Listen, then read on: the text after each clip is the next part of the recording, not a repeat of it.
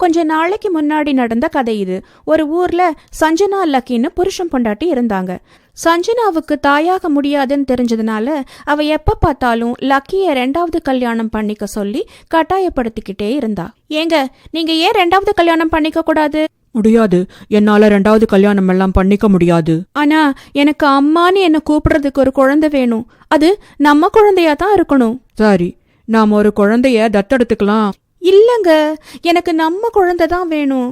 புரியுதா? உங்க மூலமா வர்ற குழந்தை. சஞ்சனா, நீதான் என் உயிர். நீ இருக்கும்போது இன்னொரு கல்யாணம் எல்லாம் என்னால பண்ண முடியாதுமா. சஞ்சனா எவ்வளவு சொல்லியும் லக்கி கல்யாணத்துக்கு ஒத்துக்கவே இல்ல. என்னால எப்பவுமே அம்மாவாக முடியாது. என்ன யாரும் அம்மானு கூப்பிட போறதில்ல. நான் ஒரு மலடியாத்தான் இருக்க போறேன். ஐயோ சஞ்சனா, நான் சொல்றத கொஞ்சம் கேளு. நாம ஒரு குழந்தைய தத்தெடுத்தா அது உன்னை அம்மான்னு தானே கூப்பிடும். ஓஹோ, உங்களுக்கு புரியலையா? எனக்கு உங்க குழந்தை தான் வேணும், வேற எதுவுமே வேண்டாம். லக்கி எவ்வளவு சொன்னாலும் சஞ்சனாவால அதை ஏத்துக்க முடியல. அவ அவளோட ரூமுக்கு போய் கதவை மூடிக்கிட்டு அழுகிறா. நான் தாயாகாமலே சாக போறேன். யாருக்கும் என்னை பத்தி எந்த கவலையும் இல்ல. லக்கியும் சஞ்சனாவை நினைச்சு ரொம்ப கவலைப்படுறான். உன் மேல நான் எவ்வளோ பிரியம் வச்சிருக்கேன்னு உனக்கு நான் எப்படி புரிய வைக்கிறது? குழந்தைக்காக இன்னொரு கல்யாணம் நான் கண்டிப்பா பண்ண முடியாது. அப்படியே அவன் சோஃபா மேலேயே தூங்கி போயிடுறான். மறுநாள் காலையில லக்கி போய் பார்த்தா சஞ்சனாவுக்கு பயங்கரமா காய்ச்சல் அடிச்சுக்கிட்டு இருக்கு. சஞ்சனா, உனக்கு இப்படி காய்ச்சல் அடிச்சுக்கிட்டு இருக்கே, நீ ஏன் என்கிட்ட ஒண்ணுமே சொல்லல? சரி வா, டாக்டர் கிட்ட போயிட்டு வந்துடலாம். நான் எந்த டாக்டர் கிட்டயும் வரல. நான் மலடியா சாகிறதா இருந்தா இப்படியே போயிட்டு போறேன். சஞ்சனா, நீ ஏன் இப்படி குழந்தை மாதிரி அடம் பிடிக்கிற? நான் 2வது கல்யாணம் பண்ணிக்க மாட்டேன்னு சொல்லியும் திரும்ப திரும்ப அதையே சொல்ற. புரிஞ்சுக்கவே மாட்டேங்கிற. லக்கி அவளை டாக்டர் கிட்ட கூட்டிட்டு போறதுக்கு எவ்வளவோ முயற்சி பண்ணியும் சஞ்சனா பிடிவாதமா மறுத்துடுறா. லக்கிக்கு ஒரே கவலை ஆயிடுது. ஐயோ, உனக்கு நான் எப்படி புரிய வைக்கிறது? சரி சஞ்சனா, நீ என்ன சொல்றியோ நான் அதே மாதிரி செய்யறேன். முதல்ல இப்போ டாக்டர் கிட்ட கிளம்பி வாமா. நான் என்ன சொன்னாலும் கேப்பீங்களா? நீ என்ன சொன்னாலும் கேக்குறேன். முதல்ல இப்ப கிளம்புமா. சஞ்சனாவும் லக்கியும் டாக்டர் வீட்டுக்கு போறாங்க. டாக்டர் கிட்ட மருந்து வாங்கிட்டு வீட்டுக்கு திரும்பி வரும்போது பார்த்தா நடு ரோட்ல ஒரு பொண்ணு மயங்கி விழுந்து கிடக்குறா. அட, யார் இந்த பொண்ணு ரோட்ல விழுந்து கிடக்குறாளே? ஆமா, ஒருவேளை மயக்கம் போட்டு விழுந்திருப்பாளோ என்னமோ. அவங்க 2 பேரும் காரை விட்டு இறங்கி வந்து அந்த பொண்ண அவங்க வீட்டுக்கு தூக்கிட்டு போறாங்க. கொஞ்ச நேரத்துல அவளுக்கு மயக்கம் தெளிஞ்சிடுது. யார் நீங்க? நான் இங்க எப்படி வந்தேன்? நீ ரோட்ல மயங்கி கிடந்த. நாங்க தான் உன்னை எங்க வீட்டுக்கு தூக்கிட்டு வந்தோம். கவலைப்படாத, நீங்க நிம்மதியா இருக்கலாம். உன் பேர் என்ன? என் பேரு சவிதா. நான் ஒரு அனாதை. கொஞ்சம் பேர் என்கிட்ட தப்பா நடந்துக்க முயற்சி பண்ணாங்க. அவங்க கிட்ட இருந்து தப்பிச்சு வரும்போதுதான் மயங்கி இருப்பேன். ஓ அப்படியா? நீ இனிமே இங்கேயே தங்கிக்கலாம். ரொம்ப நன்றிங்க, நீங்க ரொம்ப நல்லவங்களா இருக்கீங்க. இந்த உதவிய நான் என்னைக்குமே மறக்க மாட்டேன். சவிதா சந்தோஷமா அவங்க வீட்லயே இருக்கா. இப்படியே கொஞ்ச நாள் போகுது. சவிதா அந்த வீட்ல எல்லா வேலையையும் இழுத்து போட்டுக்கிட்டு செய்யறா. இத பார்த்த சஞ்சனா, இந்த பொண்ணு நம்மள எவ்வளவு நல்லா பாத்துக்கறா. இவளை லக்கிக்கு கல்யாணம் பண்ணி வச்சுட்டா எவ்வளவு நல்லா இருக்கும். இத லக்கி கிட்டையும் போய் சொல்றா. பாருங்க, நான் உங்ககிட்ட சவிதாவை பத்தி கொஞ்சம் முக்கியமா பேசணும். நீங்க சவிதாவை கல்யாணம் பண்ணிக்கணும். சஞ்சனா, நான் 2வது கல்யாணம் பண்ணிக்க மாட்டேன்னு சொல்லியும் திரும்ப திரும்ப அதையே சொல்ற. சஞ்சனா செத்துடுவேன்னு பயமுறுத்துறா. அதனால லக்கி வேற வழி இல்லாம சவிதாவை கல்யாணம் பண்ணிக்க சம்மதிக்கிறான். அவங்க 2 பேருக்கும் கல்யாணம் ஆகுது. கொஞ்ச நாள்லயே சவிதா கர்ப்பமாகறா. சஞ்சனா சவிதாவை ராணி மாதிரி பாத்துக்கிறா.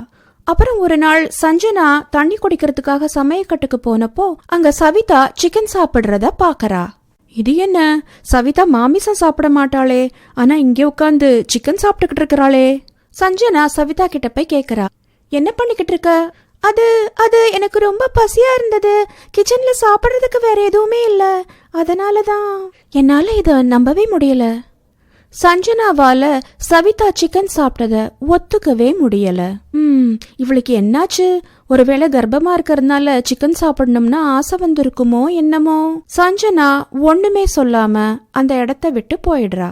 ராத்திரி எல்லாரும் தூங்கினதுக்கு அப்புறம் பார்த்தா சவிதா சூனியக்காரியா மாறி ஏதோ பூஜை பண்ண ஆரம்பிக்கிறா. பூஜை முடியற நேரம் வரும்போது அந்த சூனியக்காரி பெருசா சிரிக்க ஆரம்பிக்கிறா.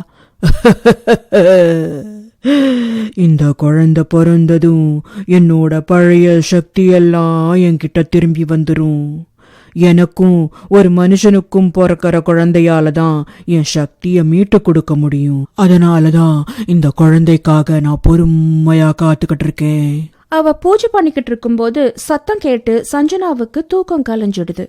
அவ சவிதாவை பாக்குறதுக்காக அவ ரூமுக்கு போறா. ரூம் பக்கத்துல போனதும் உள்ள இருந்து ஏதோ ஒரு மாதிரி சத்தம் கேக்குது. ஜன்னல் வழியா உள்ள பாக்கறா.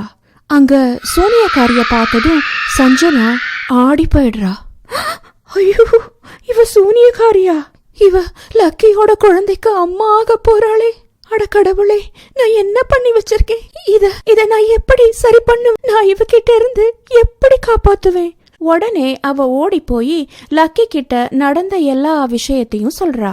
இந்த சவிதா ஒரு பொண்ணே இல்ல, ஒரு சூனியக்காரி. நம்ம குழந்தைக்கு அம்மா ஆக போறா. என்ன சொல்ற நீ? நான் என் கண்ணால பார்த்தேன். நீங்க நம்பலன்னா என் கூட வாங்க. அவங்க 2 பேரும் சவிதாவோட ரூமுக்கு போறாங்க. அங்க சூனியக்காரிய பார்த்து லக்கியும் பயந்து போறான். அவங்க 2 பேரும் ஜன்னல் வழியா உள்ள நடக்கிறத பாக்கறாங்க. சூனியக்காரி பூஜையை முடிச்சதும் வயித்துல கைய வச்சுக்கிட்டே சொல்றா. கண்ணு, இன்னும் கொஞ்ச நாள் தான், அதுக்கப்புறம் நீ பிறந்துருவ. என் சக்தியெல்லாம் என்கிட்ட திரும்ப கிடைச்சிடும். அதுக்கப்புறம் நான் உன்னையும் தூக்கிட்டு இந்த இடத்த விட்டே போயிடுவேன். இத கேட்டதும் சஞ்சனாவால பொறுத்துக்கவே முடியல. அவ வேகமா சூனியக்காரி கிட்ட போய் கோபத்தோட சொல்றா. நீ அப்படி பண்ண முடியாது. நான் உன்னை என் தங்கச்சி மாதிரி நினைச்சுக்கிட்டு இருந்தேன். ஆனா நீ எங்களை ஏமாத்திட்ட. நீ ஒரு சூனியக்காரிங்கிறத மறைச்சிட்ட. நீ சுமந்துட்டு இருக்கிறது எங்க குழந்தை. அத உன் கூட போகிறதுக்கு நான் ஒரு நாளும் விட மாட்டேன். ஆமா, சஞ்சனா சொல்றதுதான் சரி. உன்னை எங்க குடும்பத்துக்குள்ள சேர்த்துக்கிட்டதுக்கு நீ எங்களுக்கு காட்டுற நன்றி இதுதானா? எங்க குழந்தைய நீ எங்கேயும் எடுத்துட்டு போக விட மாட்டோம். உங்களால என்ன ஒன்னும் பண்ண முடியாது. என்னோட சக்தி திரும்ப கிடைக்கிறதுக்கு எனக்கும் மனுஷனுக்கும் பிறக்கிற குழந்தை தேவைப்பட்டுச்சு. அதனாலதான் நான் உன்னை கல்யாணம் பண்ணிக்கிட்டேன். அவங்க இப்படி சண்டை போட்டுக்கிட்டு இருக்கும் போதே சூனியக்காரிக்கு வயிற்று வலி வந்துருது. அவ வலியில துடிக்க ஆரம்பிக்கிறா. தாங்க முடியல, குழந்தை பிறக்கிற நேரம் வந்துருச்சுன்னு நினைக்கிறேன். என்னங்க, இவளை சீக்கிரமா ஆஸ்பத்திரிக்கு கூட்டிட்டு போகணும். சரி வா, உடனே கிளம்பலாம். அவங்க 2 பேரும் சூனியக்காரிய ஆஸ்பத்திரிக்கு கூட்டிட்டு போறாங்க. அங்க சூனியக்காரிக்கு ஒரு அழகான குழந்தை பிறக்குது. சஞ்சனா சந்தோஷத்துல குழந்தைய தூக்கி கொஞ்ச ஆரம்பிக்கிறா. அப்போ சூனியக்காரிக்கு அவளோட இழந்த சக்தி எல்லாம் திரும்ப கிடைக்குது. சூனியக்காரி சந்தோஷத்துல சிரிக்கிறா. என்னோட சக்தி எல்லாம் கிடைச்சிருச்சு. சூனியக்காரி அவளோட குழந்தைய கேக்குறா. ஆனா சஞ்சனா கொடுக்க மறுக்கிறா. இது என் குழந்தை, நான் இத யாருக்கும் தர மாட்டேன். சூனியக்காரி எவ்வளவோ முயற்சி செய்யறா. ஆனா சஞ்சனா குழந்தைய கொடுக்க மறுக்கிறா. உன்னை கையெடுத்து கும்பிட்டு கேட்டுக்கிறேன், என் குழந்தைய விட்டுரு. இது என் குழந்தை. இதுக்காக நான் எவ்வளவு காலம் காத்துக்கிட்டு இருந்தேன்னு எனக்கு மட்டும்தான் தெரியும். இந்த குழந்தை இல்லைன்னா என்னை உயிரோட பார்க்கவே முடியாது. தயவு செஞ்சு எங்க குழந்தைய விட்டுடு. இந்த குழந்தை இல்லைன்னா சஞ்சனா செத்துருவா. ஒரு அம்மாவ குழந்தை கிட்ட இருந்து பிரிக்காத. இல்ல, இது அவ குழந்தை இல்ல, இது என் குழந்தை. நான் இதை விட்டுட்டு போக மாட்டேன். சூனியக்காரி சஞ்சனா கிட்ட இருந்து குழந்தைய பிடுங்கினதும் குழந்தை பெருசா அழ ஆரம்பிக்குது. சஞ்சனாவால இதை தாங்கிக்கவே முடியல. சூனியக்காரி கிட்ட இருந்து குழந்தைய வாங்குறா. சஞ்சனா கிட்ட வந்ததும் குழந்தை அழறத நிறுத்திட்டு அமைதி ஆயிடுது.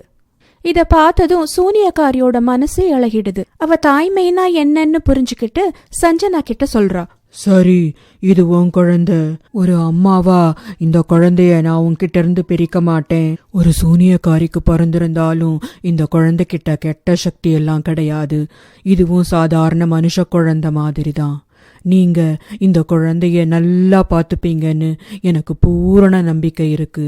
நான் இனிமே உங்களை தொந்தரவு பண்ண மாட்டேன். இப்படி சொல்லிட்டு குழந்தைய பாசத்தோட பார்த்துட்டு சூனியக்காரி அங்கிருந்து போயிடுறா. சஞ்சனாவும் லக்கியும் குழந்தையோட சந்தோஷமா வாழறாங்க.